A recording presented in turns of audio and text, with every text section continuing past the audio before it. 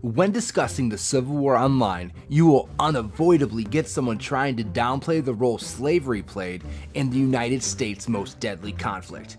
But it turns out it is impossible to overstate the role slavery played in the Civil War. If you scratch the surface of each reason for the war that isn't slavery, you begin to notice a trend. So here it is, the 5 causes of the Civil War and why they are all slavery. Number 1, slavery. This doesn't imply that all Southerners had slaves. Only a very small portion of Southerners owned slaves, and even fewer Southerners owned multiple slaves. However, even the poor Southerner became attached to slavery and the idea of inherent supremacy.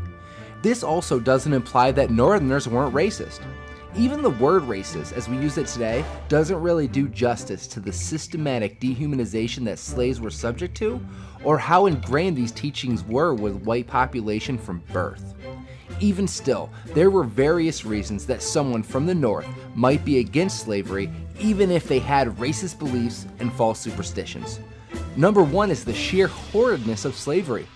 As it turns out, slavery was even worse than most people give it credit for.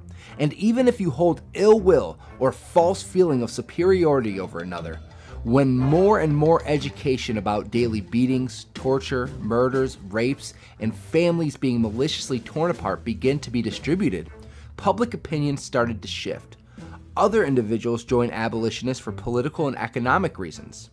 By the 1860s, the world was changing and slavery was beginning to be abolished in more and more places.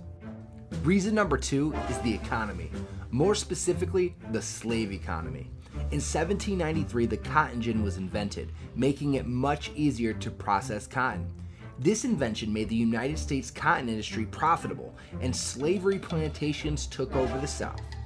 Over the generations, all the power and money in the South was rooted in the slave industry, tying the idea of abolition in with a complete financial collapse.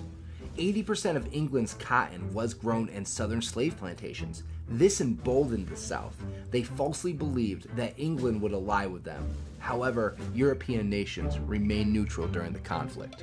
Reason number 3 was states' rights, primarily the states' rights to enforce their slave laws. The southern states wanted to have the right to own slaves, and the northern states wanted to have the right to not participate in slavery. This right was seen as violated with both the Dred Scott decision and the Fugitive Slave Act. Both of these allowed the kidnapping of potentially any free African American to be sold or returned to slavery in the South.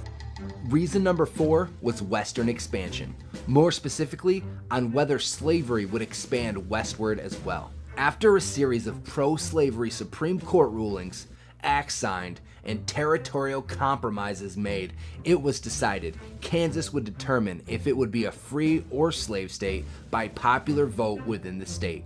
Suddenly, pro-slavery men poured into Kansas to control the vote. Abolitionists would follow, and violence broke out into what is now called Bleeding Kansas. The vote was deadlocked until pro-slavery protesters left when southern states started to secede from the Union. Kansas became a free state and the Civil War had begun. Number 5 was the election of Abraham Lincoln and his stance on slavery.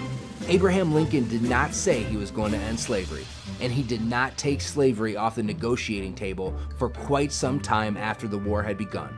However, Lincoln was no friend to the institution of slavery, and the Republican Party was founded to prevent the spread of slavery to the West.